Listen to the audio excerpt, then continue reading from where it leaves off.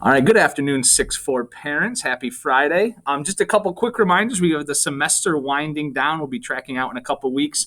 All late work is going to be due Wednesday, September 29th, that Wednesday before we track out. So please make sure you're checking Power Schools to see if your child has any missing work or work they would like to redo for a higher grade. So again, all late work in all of our classes is due by Wednesday, September 29th. All right, next week in Math 6, we will be continuing our unit on ratios. We'll be continuing to use tables to solve different ratio word problems. We will have practice problems on Thursday and a study guide on Friday. Those will both be due the following Monday, so those will be due the 27th. All right, for Math 6 Plus, we have moved into our Unit 3 this week. We've been talking about unit rate, and we will continue to talk about unit rate next week. We will have practice problems, and on Monday, a study guide on Tuesday. They'll have their Unit 3 mid-unit major on Wednesday, and then we'll move on to percentages after that. All right, have a great weekend, and I'll see them on Monday.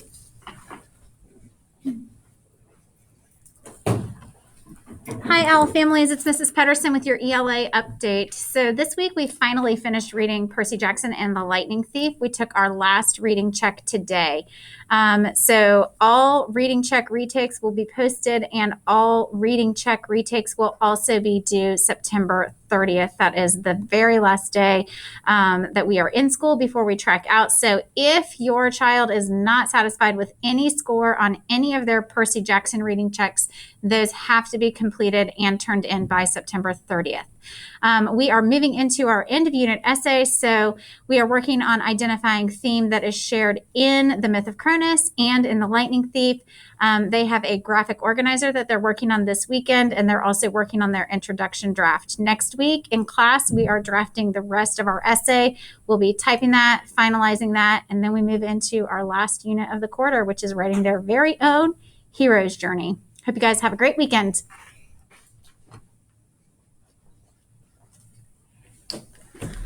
Hello, all families. We started Properties That Matter this week. We went through mass and volume, and then we ended the week with density.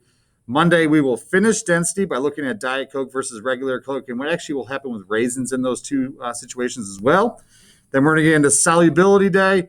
We're going to be testing Smarties, flour, salt, sand, seeing if it's soluble or not. And then we're going to do some gummy bear investigations, in which way we will take physical properties and put them all together while investigating a gummy bear. And then we'll start chemical and physical changes by the end of the week, which will actually carry us into the last week of tracking. Either way, it's going to be all Properties That Matter, Matter 3. And before I turn it over to Mr. Hutchison, go Bills. Okay, dokie, friends. So, a couple of quick things to talk to you about what we've been doing in social studies class. As we talked about last week, we're talking about geography all the way through the end of the quarter, and we've now got to the point in our unit where we've done enough work with what does the world look like. So we understand peninsulas, and we kind of understand the advantages of living by rivers and the disadvantages of living in the mountains. We've covered that piece of our unit, and now we're starting to get into how civilizations develop as people start to settle into one area, stop the hunting and gathering, and civilization starts to develop. So we started talking about that yesterday, and then today we had our civilization game, which is a crazy, crazy, crazy game where we go outside and students have an instruction sheet that they get, and they work in teams, tribe groups that they organize, and they have a reservoir, a cup like this, and they have a tool that they have to find, and they have to fill up the reservoir and get enough water to survive. Once they meet that line, they get to move on to building a shelter, and they are given, some popsicle sticks and some of these, clothespins and a this, and they have to build a shelter. In the instructions, of course, it says they have to write their team name on it, and they all miss that because they don't read the directions. I say everything is in your hand that you need, and they forget.